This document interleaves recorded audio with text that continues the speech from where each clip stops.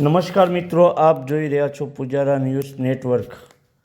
અમરેલી જિલ્લાના જાફરાબાદના દરિયામાં એક મચ્છીમાર ગુમ થયો હોવાની ઘટના સામે આવી છે।